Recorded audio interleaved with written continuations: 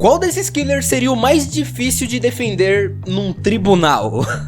Tem que ser criativo. Eu acho que o mais fácil desses aqui de defender seria o Michael Myers, principalmente por causa do terrível filme de Halloween Ends. Existe um argumento muito utilizado por advogados quando eles vão defender psicopatas, que é a alegação de insanidade, que é basicamente que o sujeito não tem consciência e nem noção do que ele tá fazendo, provado por uma doença mental ou coisa do tipo. E dá pra usar esse argumento no Myers, só que utilizando a personificação da maldade pra isso. Em Halloween Ends ficou claro que a maldade é algo que vai passando de pessoa para pessoa, ou seja, o Myers ele é a personificação da maldade por muito tempo, porque ela estava nele por muito tempo. Se eu fosse advogado dele, é o que eu diria. Já em terceiro lugar, temos Jason Voorhees. O Jason é mais complicado de defender em relação ao Myers, porque esse argumento não funcionaria, porque ele basicamente mata por vingança. No entanto, dá pra alegar que o Jason ali já está morto, né? E por uma incompetência de dois observadores lá do acampamento de Crystal Lake. Vale lembrar que os pombinhos apaixonados foram coisar entre eles e deixaram o Jason sofrer bullying e morrer quando era criança. Isso pode limpar um pouco mais a barra do Jason depois que ele voltou como morto-vivo, né? Fora a mãe dele, que é uma psicopata maluca que sempre induziu o filho a essa psicopatia, tá ligado? E brutalidade. O que também dá pra utilizar de argumento num tribunal alheio. Coisa que não dá pra fazer muito bem com o Leatherface, não. O Leatherface, ele cresceu no Texas, teve uma história muito complicada na sua infância, mas não justifica muito seus atos, não. Também dá pra utilizar de um argumento parecido com o do Jason, né? Da influência psicopata da família em relação a ele, né? Ou se não parecido com o do Myers, de insanidade. É difícil defender o Leatherface. Eu culparia a família, pelo menos, mais do que o próprio Leatherface. Eu tentaria utilizar isso. Coisa que é impossível de fazer, por exemplo, com o cara mais difícil de defender aqui, que é o Fred Krueger. Não dá pra defender o Fred Krueger. Estamos falando de um pedo, sim, um pedo, que trabalhava num jardim de infância e que era casado e tinha filhos. Ou seja, é um psicopata, é um assediador nato e que foi queimado vivo. Mesmo que utilize um argumento maluco, tá ligado? De dizer,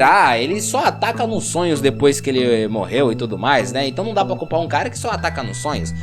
Mesmo que esses sonhos afetem você na vida real. Mas e quando ele estava vivo? Ele cometeu crimes hediondos quando ele estava vivo, né? Porque ele não morreu em definitivo. Fred Krueger não dá pra defender não, tá ligado?